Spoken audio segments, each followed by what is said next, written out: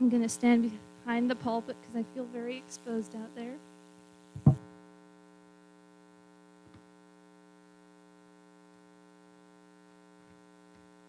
For those of you who don't know my name, I'm Eunice. I'm 17 years old. I was born in North Carolina, and when I was still really young, we moved to Michigan. And then when I was 5 years old, we moved all the way out here to Montana, and that was a really cool experience. Glad I was old enough to remember that.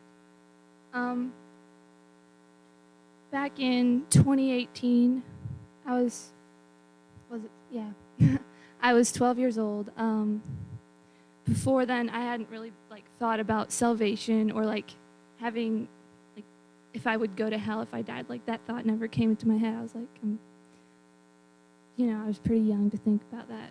But the beginning of 2018 at that youth Bible conference, one of my friends gave their life to Jesus, and I remember she was telling me about it, and it really convicted me. I started looking at my own life. I was like, wow, I'm a really sinful person. What's going to happen to me if I die? And I felt really miserable the whole next day after she told me. And I had this really weird experience. It's kind of a scary one, actually. Greta was still really little. I was changing her diaper, and I had the baby powder. I put it down beside her, and I hadn't shed it. And she picked it up, and it went in her nose. She inhaled it. She couldn't breathe, and it was really scary. She couldn't breathe for quite a bit. But Mom was there, and she ended up being okay. But it just, I realized she could have died, and the thought of death terrified me, and what would have happened if she would have died? What would have happened if I would die today? I was scared to go outside. What if I die? I'm not going to heaven. I know that. I'm a sinful person. And that night at the service, I think Noah was preaching. I honestly don't remember what it was about. I remember sitting there and squirming in my seat the entire time. I was so miserable. When we got home that night, I went upstairs. I locked myself in the bathroom and just got on my knees God, I want to give my life to you, but I don't know how. I don't know what to do. My parents saw what I was going through, and they came up there and explained salvation to me and what it would mean giving my life to God. And I did it that night, and it was the most freeing thing I've ever done. It was an amazing experience. And I was so excited for the longest time. Me and 6 other people got baptized that following Sunday. We'd have Bible studies together, and we were all so excited about it. And I don't know if there was a specific point where it just wasn't quite that exciting anymore. It just kind of dwindled away. Not fully, but I wasn't as on fire. And I became really depressed about stuff. I started dealing with depression and feeling really alone.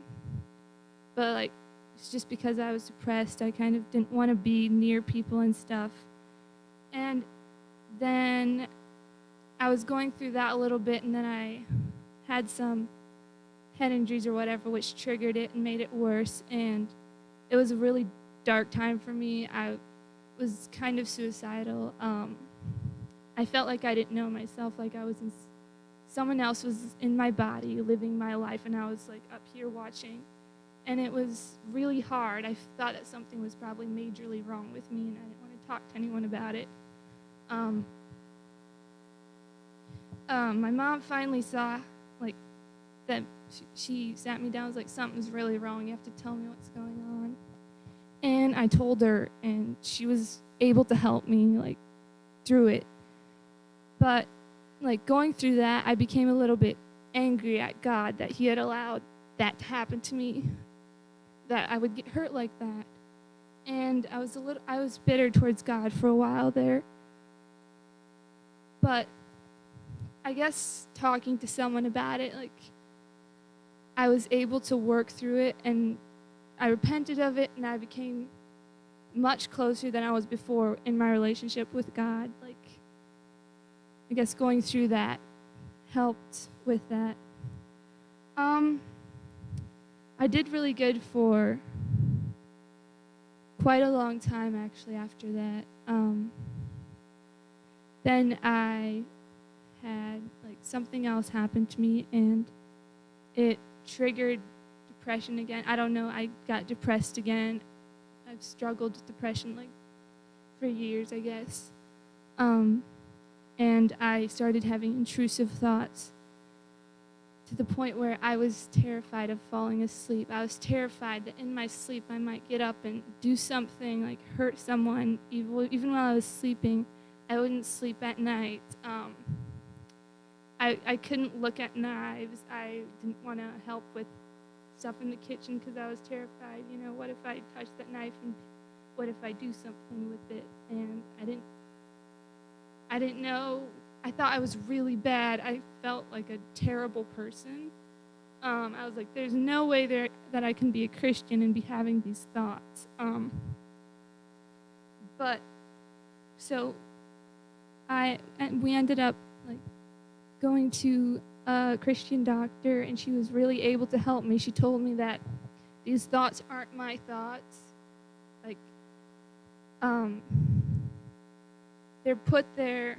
Well, they're not put there by me. It's not necessarily the devil putting that thought in you. It's just an intrusive thought because I don't know how it happens. But she told me a thought is a thought, and this feeling is just a visitor.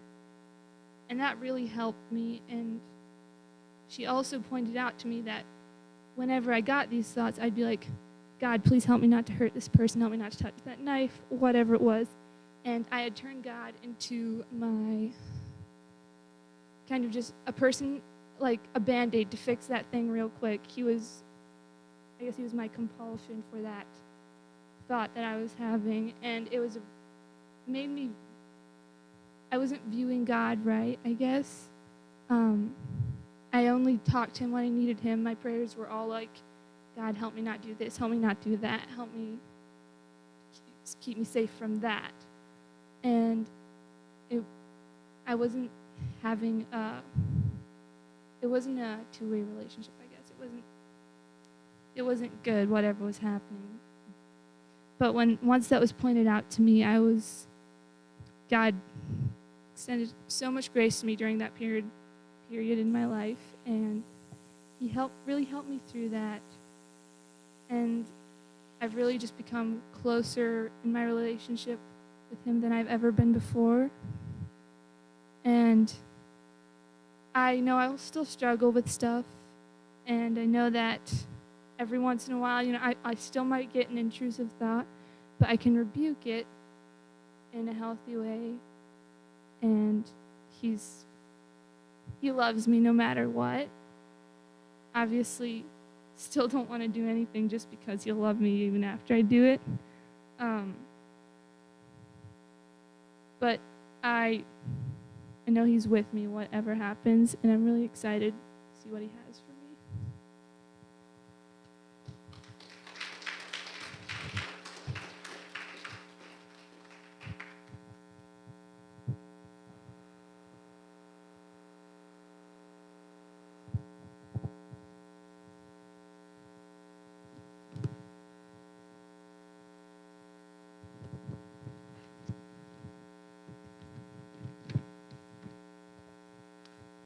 So I was saved, I think, when I was 12, but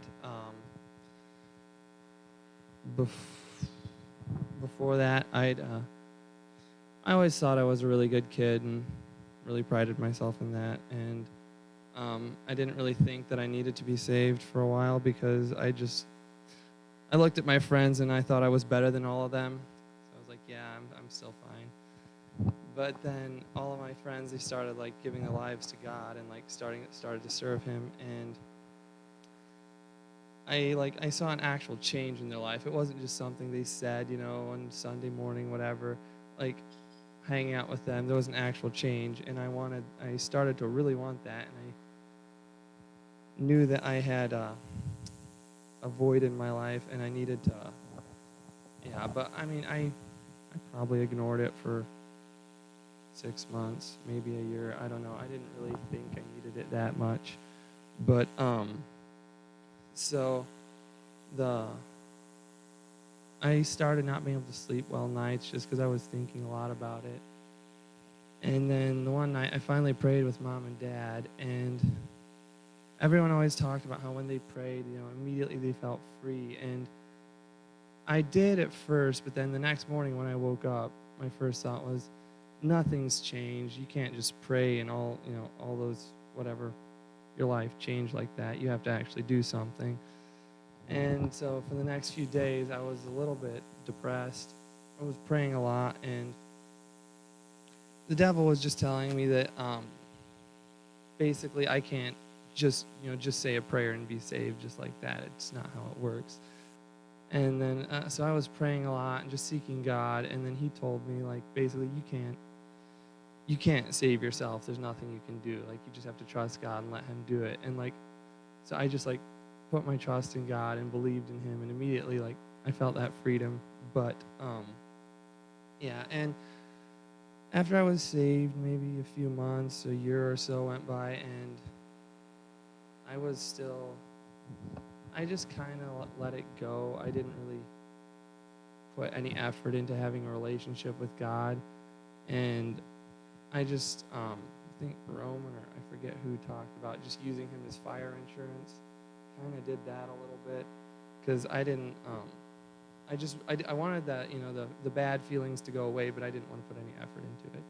And so I did that, and over a few years, just really drifted away from God. I was still a Christian, and I still read my Bible and all that stuff, but I didn't really pray. Like, when I prayed, it didn't really feel like I wasn't really praying to God. It's just, what you do when you're a Christian, you pray.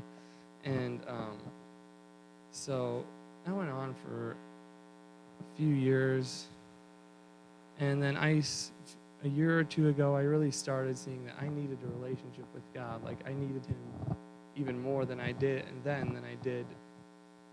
before I was saved. And so I started praying and actually seeking him, like, not just praying because it's what you do, but like I actually wanted to have a relationship with God. I started like putting time into like praying. I wanted to hear from God, and when I sincerely started seeking him and looking for him, he was there. And I started having a relationship with him, and that was it was a very a good experience, like actually having a relationship with God, because while I was at work, not just like when I was at home, I would pray. Like, I'd talk to him while I was at work, and I'd hear from him, and that was a really good experience. But last summer, I realized I still had like stuff in my life that wasn't good, like just toxic stuff. I cared more about like just random stuff than I did about God. I was getting away from him again, and so when I disconnected myself from that and cut that stuff out of my life, it was kind of hard. But when I did that, it was a very freeing experience. It wasn't really easy to do, because like, I don't know, I don't like cutting stuff out of my life. It's hard for me to give stuff up, but like surrendering it to God is very freeing. And since then, I've just been growing like closer to him.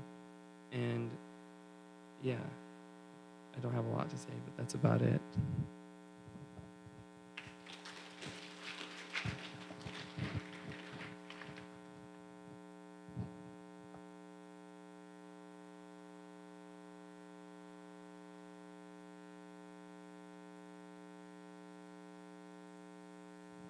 Evening, everyone.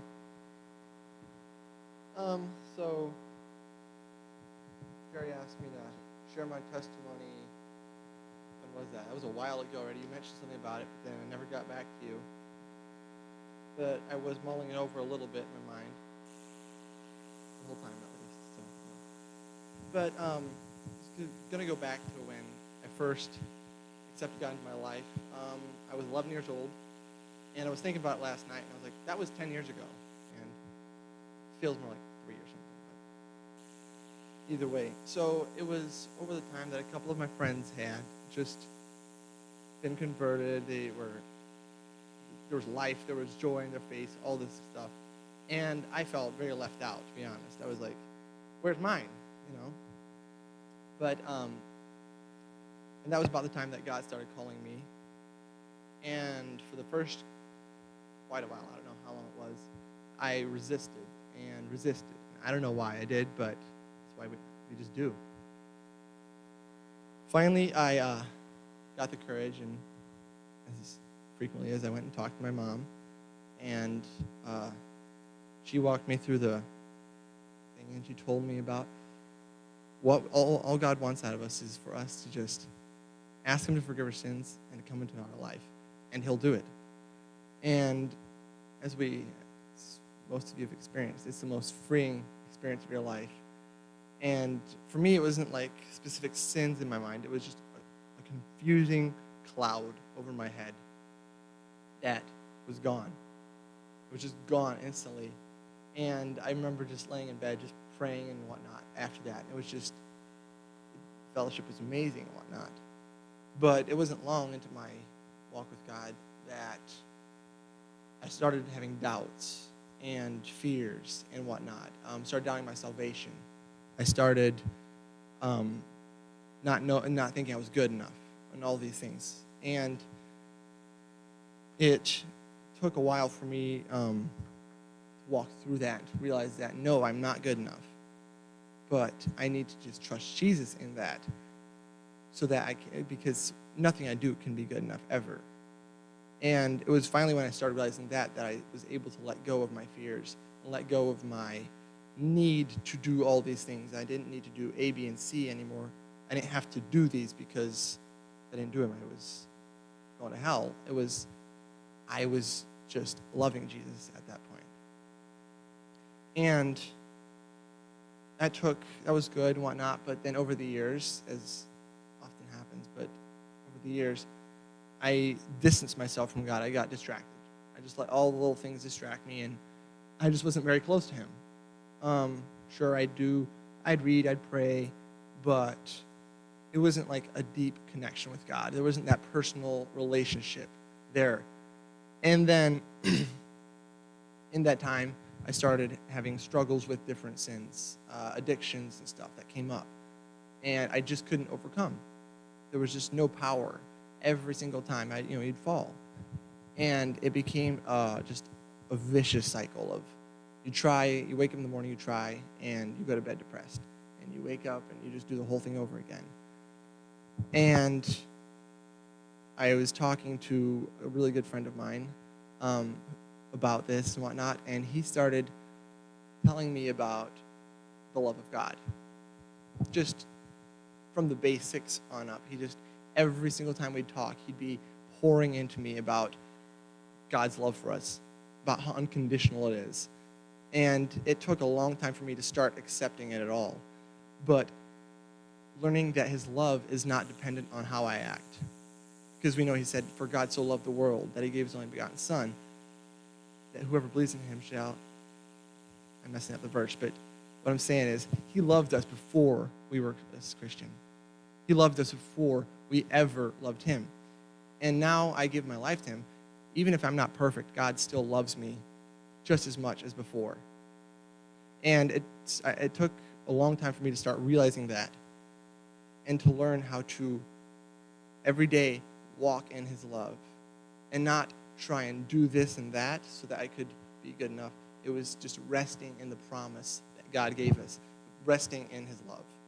And I just wanted to read a little verse, actually, about resting in God. It was just something that came up, was in Exodus 33:14. And it says, and he said, my presence will go with you, and I will give you rest. And I love that verse because because even this was before the coming of Christ and everything. When we walk with God, even though we have all these things that we're supposed to do, right? It's rest. It's not work. His burden is easy. I'm not sure. I'm not getting my verses. I'm sorry. But anyways, and so I had to learn to stop trying to earn my love, earn his love. And through that, I found victory. When I stopped trying to earn his love, when I stopped thinking about my sin, I found victory. And something that came to me was focus on Jesus and not your problems. Because what we focus on, we're going to hit every time. If you've ever split wood, where do you look? You look right where you want to hit, and you'll hit it, usually. Give or take a few. But if we focus on our sin, we focus on the fact that I'm not good enough, well, we're going to miss the mark every single time. But when I started focusing on Jesus, it became natural, instinctive. You didn't have to work to do this. It happened. Or, obviously, you still have to try. I'm not going to downplay the fact that temptations will come in, and struggles are still going to happen. I'm not going to downplay that, but we have the power to overcome that. And through that, I started finding my peace. Before, I was a very negative person. I used to be a very, very negative person. As my family could probably tell you, everything was a drag all day, every day. If you told me anything, I could find something wrong with it. I could tell you what all could be better and should be better on it, and nothing was ever good enough. But I started realizing that's a miserable way to live. It's a very miserable way to live. But there was kind of funny because one person that I remember very specifically telling me over and over about just negativity was Ben Troyer, actually. It was funny. Every time I'd be with him, I'd say something negative, even if it was a joke. But he'd be like, remark on it. Man, you got a negative outlook. And all of a sudden I started realizing, I do have a negative outlook. But it started with the little things, like every little negative thought. You had to rebuke it and turn it around and find the good in it. When you wake up in the morning, I had to learn to say thank you for another day and not, I have to go to work. It was changing my mindset a little bit. And a practice that can change way more than you think is when you wake up in the morning, just thank God for the day. He gave us another day. We're not guaranteed tomorrow. Nobody's guaranteed tomorrow. And this morning, there was somebody died this morning that was here with us last night, somewhere around the world. But we have another day to serve God, and we have another day to live and go out, and we get to go to work. And when I started slowly changing my mindset in that way, I found that joy, and I found the joy of living when I was just willing to look at what God gave us and not what I wish I had. And also, this is all very much tied in my mind. I struggle to tie it together when I share what it is. But through this all, I was learning how to walk with God. And I read a book. It was Practicing His Presence. And I think that line right there is a very good thing for all of us to remember, is to practice the presence of God. And it truly is a practice. You practice and you learn how to be in the presence of God. And that every day, all day. Just praying to God. Learn to be His best friend. Get to know God, and He'll get to know you. Talk to Him about everything that comes up. When you're doing something at work and you don't have to think about it very specifically, you're just talking to God about what you're doing. Or you're talking to God about what you're thinking about. Because it's a conversation with a friend. And it can be continuous and unbroken. And that makes me think of the verse. It talks about, I wish I could quote it offhand. I thought I had it written down. One second, maybe I do.